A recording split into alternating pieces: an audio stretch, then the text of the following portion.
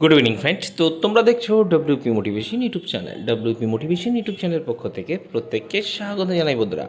তো আমি অরিজিৎ দা। তো আশা করি তোমরা প্রত্যেকে খুব ভালো আছো এবং খুব সুস্থ আছো। তো আজকে তোমাদের কী বিষয়ে ভিডিও করতে চলেছি, তোমরা টাইটেল এবং থাম্বনেল দেখেই অবগত হয়ে গেছো তোমাদের কোন রিক্রুটমেন্ট নিয়ে কিন্তু কথা বলতে চলেছে। তো আজকে ভিডিওটা তোমাদের জন্য খুবই গুরুত্বপূর্ণ কিন্তু ভিডিও হতে চলেছে। তো ভিডিও শুরু করার আগে প্রত্যেককে জানাই, আমার চ্যানেলের পক্ষ থেকে সমস্ত দর্শকদেরকে জানাই শুভ দোল পূর্ণিমা এবং হোলির প্রীতি ও শুভেচ্ছা।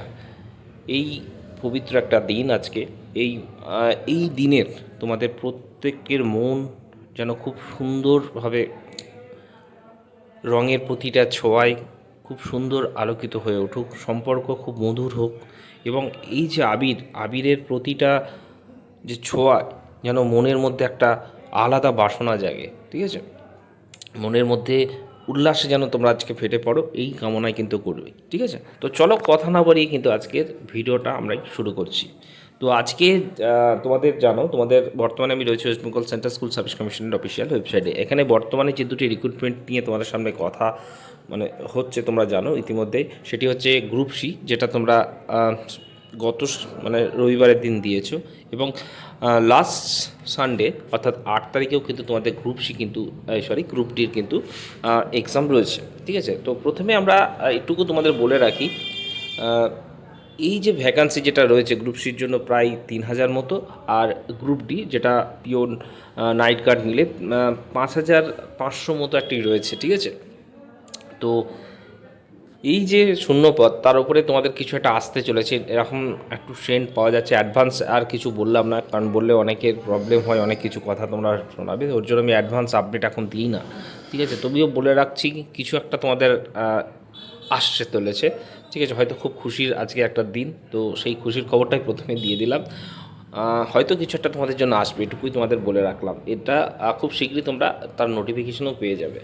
তো তোমাদের যেমনটা বলা হচ্ছে আজকে, সেটা আজকে একবার তুলে ধরি, তারপরে বাকি আপডেট। তোমাদের অনেকগুলো আপডেট কিন্তু রয়েছে, ভিডিওটা তোমরা শেষ পর্যন্ত দেখবে এবং যত গ্রুপ রয়েছে গ্রুপে কিন্তু বেশি বেশি করে কিন্তু শেয়ার করবে এবং একটা করে লাইক করে দেওয়ার অনুরোধ রইল।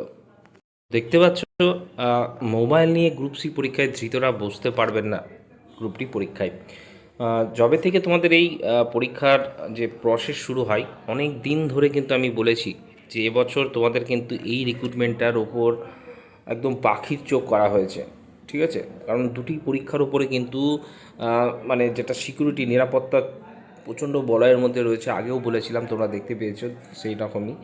গ্রুপ ডি এর ক্ষেত্রেও কিন্তু সেম নিয়ম আমাদের প্রযোজ্য হবে। ঠিক আছে, আমি বলেছিলাম যে ডাব্লিউপি কনস্টেবলের মতো কিন্তু এবার এক্সামটা হবে। দেখতে পেয়েছো, তোমাদের বলা হয়েছিল যে পেন দেওয়া হবে, দেখতে পাচ্ছ যে পেনও তোমরা কিন্তু পেয়েছি। ঠিক আছে, এবং মেটাল ডিটেক্টর দিয়েও কিন্তু তোমাদের সার্চ করা হয়েছিল। ঠিক আছে, এরকমই গ্রুপ ডি এর ক্ষেত্রেও সেম নিয়ম কিন্তু হচ্ছে। তো কী বলা হয়েছে একবার দেখে নাও। মোবাইল নিয়ে গ্রুপ সি নিয়োগ পরীক্ষায় যারা ধরা পড়েছেন তারা গ্রুপ ডি পরীক্ষায় আর বসতে পারবেন না, এমনই পদক্ষেপ নেওয়ার কথা ভাবছে স্কুল সার্ভিস কমিশন সূত্রে খবর, রবিবারের গ্রুপ সি নিয়োগ পরীক্ষায় 40 থেকে 50টি মোবাইল কিন্তু উদ্ধার হয়েছে।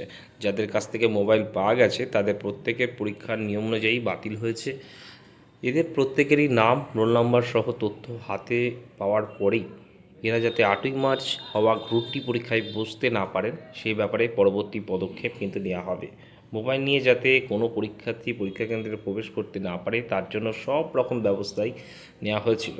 প্রতিটি কেন্দ্রেই ছিল মেটাল ডিটেক্টর, সিসি ক্যামেরা, যেমনটা তোমাদের বলা হয়েছিল। জুতো মোজা ছিল একদম নিষিদ্ধ। আমি বলেছিলাম হাওয়াই চটি পরে যেতে হবে, দেখতে পাচ্ছ হাওয়াই চটি বা পা খোলা চপ্পল পরে কিন্তু আসতে বলা হয়েছিল। ঠিক আছে, তোমরা কিন্তু দেখেও নিয়েছিলে কমিশন সূত্রের খবর। তারপরেও দু এক জায়গায় দেখা গিয়েছে চপ্পলের মধ্যে মোবাইল লুকিয়ে হলে ঢুকেছেন পরীক্ষার্থীরা। কিছু ক্ষেত্রে দেখা গেছে আগে থেকেই ওই কেন্দ্রের বাথরুম বা অন্য কোনো জায়গায় মোবাইল রাখা ছিল, যা ব্লুটুথ সংযোগ করা ছিল। অনেকের কানে পাওয়া গিয়েছে ইয়ারবাডস। ঠিক আছে, যেটা সেন্সার সিস্টেমে কিন্তু হয়। ঠিক আছে, সকলকেই অবশ্য হাতে নাতে ধরা হয়েছে। এরা যাতে গ্রুপ ডি পরীক্ষায় বসতে না পারে সে ব্যাপারে চিন্তাভাবনা কিন্তু করা হচ্ছে। জানো, এই রিক্রুটমেন্ট নিয়ে অলরেডি অনেক কালিমা লিপ্ত হয়েছে, অনেক কিছু তোমরা শুনেছো। তো যাতে পরবর্তী না কিছু এরকমভাবে ভুগতে হয় তার জন্য কিন্তু এই রিক্রুটমেন্ট দুটো নিয়ে কিন্তু তারা কিন্তু যথেষ্ট চিন্তিত রয়েছে এবং সেই মতোই তারা কিন্তু সিদ্ধান্ত নিচ্ছেন, ঠিক আছে। এটুকু কিন্তু আগে থেকে আমি বলে রেখেছি। তো এবার তোমাদের বলে রাখি, গ্রুপ সিডিতে যারা এক্সপিরিয়েন্স ছিলেন, ঠিক আছে, তো এখান নিয়েও তোমাদের অনেক রকম চিন্তাভাবনা রয়েছে। যারা এক্সপিরিয়েন্স ছিলেন অলরেডি, যারা স্কুল মানে এই ফিল্ডেই কাজ করেছেন, অনলি তারাই কিন্তু এটার পক্ষে কিন্তু এলিজেবল হবে। বাকি অন্য কোনো ফিল্ডে বা কোনো প্রাইভেট সেক্টরে বা পাবলিক সেক্টরে যদি কাজ করে থাকে, সে যদি এক্সপিরিয়েন্স দেখায়, সেই ক্যান্ডিডেটটাও কিন্তু রিজেক্টেড হতে চলেছে, এমন খবর কিন্তু উঠে আসছে, ঠিক আছে। তো এরকম এক্সপিরিয়েন্স ক্যান্ডিডেট যখন ফর্ম ফিল আপ হয়েছিল তখন প্রায় 3,300 মতো ছিল, কিন্তু তারপরে এখন অনেকেই অন্যান্য জায়গায় বা অন্যান্য দপ্তরে তারা কিন্তু অলরেডি, ঠিক আছে, চাকরির মধ্যে যুক্ত রয়েছেন। তো ওনাদের পক্ষে আর সম্ভব নয়। তো সেই সংখ্যাটা যেটুকু খবর পাওয়া যাচ্ছে, ঠিক আছে, গ্রুপ সি যারা দিয়েছিলেন ওনাদের মধ্যে কিন্তু এক্সপিরিয়েন্স যেটা রয়েছে খুব কম, সেটা হচ্ছে 600+, ঠিক আছে, 600+ কিন্তু অনলি এক্সপিরিয়েন্স ক্যান্ডিডেট রয়েছেন। আর গ্রুপ ডির ক্ষেত্রে সংখ্যাটা হয়তো তার ডবল রয়েছে, 1200 সামথিং কিন্তু হয়তো বা রয়েছে, ঠিক আছে, এটুকু বলে রাখলাম। তো কাট অফ নিয়ে অনেকে টেনশন করছে, কাট অফ বিভিন্ন জোনে, এটা 4টে জোন রয়েছে, একটা জোনে তো একরকম হয় না। তবুও যেটুকু মানে যেহেতু এক্সপিরিয়েন্স ক্যান্ডিডেট নেই, ফ্রেশার যেহেতু রয়েছে, আর ভ্যাকান্সি সংখ্যার অনুপাতে যদি আমরা দেখি, সেক্ষেত্রে মানে এটুকু বলবো যারা 52 আশেপাশে রয়েছে, 52 থেকে 53, ঠিক আছে, তাদের হয়তো একটা সম্ভাবনা রয়েছে, ঠিক আছে, এটুকু তোমাদের বলে রাখতে পারলাম। এবার হয়তো কোনো জনে সেটা 54 হতে পারে বা 55 হতে পারে, এই এমন অনেকে মানে বলা হচ্ছে, সেটা সম্পূর্ণ ফেক, ঠিক আছে, যে এই অমুক পেলেও চাকরি হয় না, নয়।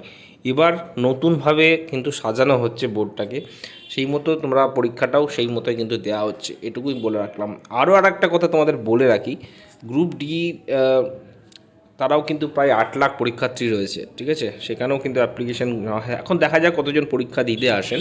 তো 8 লাখ কিন্তু টোটাল কিন্তু ক্যান্ডিডেট রয়েছে।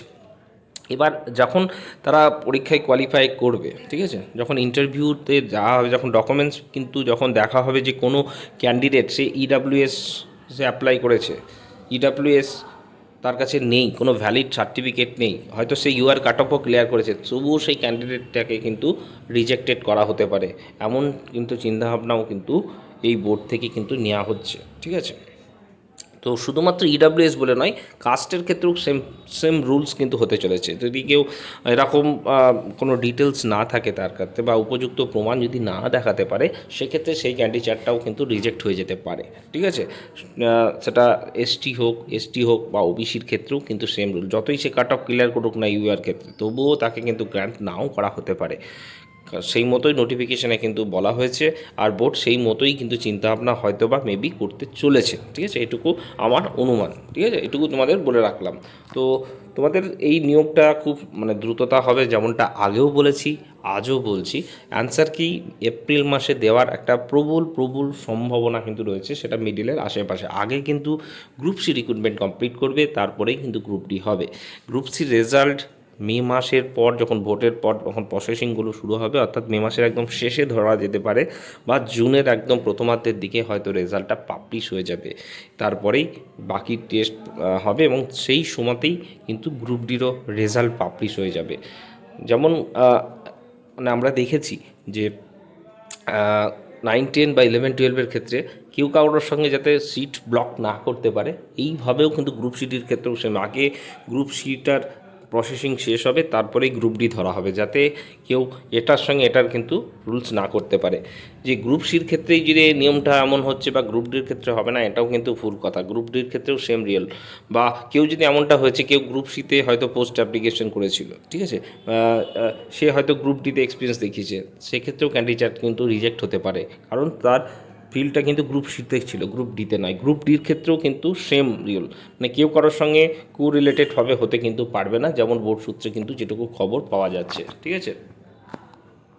তো আশা করি তোমাদের সমস্ত কিছু আমি ডিটেলস বোঝাতে পারলাম। গ্রুপ ডির নিয়োগ তোমাদের একটু স্লো হবে, ঠিক আছে, এই প্রসেসটা একটু স্লো হবে, কারণ ক্যান্ডিডেট বেশি, ভ্যাকান্সি বেশি, সেক্ষেত্রে ফ্রেশার্সদের কিন্তু একটা বড় সুযোগ রয়েছে, এটুকু তোমাদের এখন থেকে বলে রাখলাম, তোমরা সেই মতোই কিন্তু প্রিপারেশনটা নাও, ঠিক আছে, হাতে সময় রয়েছে 1 ঘন্টা 50 মিনিট প্রায় পরীক্ষা মানে ডিউরেশন। সেক্ষেত্রে প্রতিটা প্রশ্নকে দেখে দেখে করা তোমাদের কাছে কিন্তু একটা সুযোগ রয়েছে। ঠিক আছে, ও এটুকু বলা, আগস্টের মধ্যেই তোমাদের সমস্ত জয়েনিং করানো হবে অ্যাজ পার কোর্ট। ঠিক আছে, মানে যেহেতু কোর্ট থেকে অর্ডার রয়েছে, অবশ্যই তোমাদের জয়েনিং করানো হবে। এইটুকুই, তোমরা ভালো থেকো, সুস্থ থেকো, এইটুকুই তোমাদের বলা। তো ভিডিওটা কেমন লাগলো একটু জানাবে। আশা করি তোমাদের সমস্ত কিছু আপডেট দিতে পেরেছি। একটা করে লাইক করে দেওয়ার অনুরোধ রইল। চলো টাটা, গুড নাইট।